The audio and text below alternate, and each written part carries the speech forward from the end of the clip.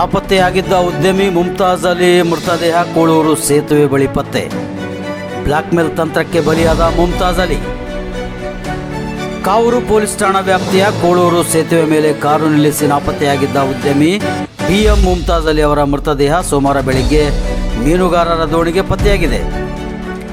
NDRF, SDRF, coast guard ಸೇರಿದಂತೆ ಸ್ಥಳೀಯ ನಾಡದೋಣಿ ಮೀನುಗಾರರು ನಡೆಸಿದ ಶೋಧ ಕಾರ್ಯದಲ್ಲಿ ಕೊನೆಗೂ ಬೆಳಿಗ್ಗೆ 10:40 ಸುಮಾರು ಮೃತದೇಹ ಕಾಣಿಸಿಕೊಂಡಿದೆ. ಮುಮ್ತಾಜ್ ಅಲಿ ಅವರನ್ನು ಬೆದರಿಸಿ ಬ್ಲ್ಯಾಕ್ ಮೇಲ್ ಮಾಡೋದ್ರ ಮೂಲಕ ಲಕ್ಷಾಂತರ ರೂಪಾಯಿ ಹಣ ಪಡೆದು ಮತ್ತಷ್ಟು ಹಣಕ್ಕೆ ಬೇಡಿಕೆ ಇಟ್ಟಿದ್ದ ಆರೋಪದಲ್ಲಿ ಒಬ್ಬ ಮಹಿಳೆ ಸೇರಿದಂತೆ 6 ಜನರ ವಿರುದ್ಧ ಈಗಾಗಲೇ ಕಾವೂರು ಪೊಲೀಸ್ ಠಾಣೆಯಲ್ಲಿ FIR ದಾಖಲಾಗಿದ್ದು ಹೆಚ್ಚಿನ ವಿವರಗಳು ಪೊಲೀಸ್ ತನಿಖೆಯಿಂದ ತಿಳಿದು ಬರಬೇಕಾಗಿದೆ.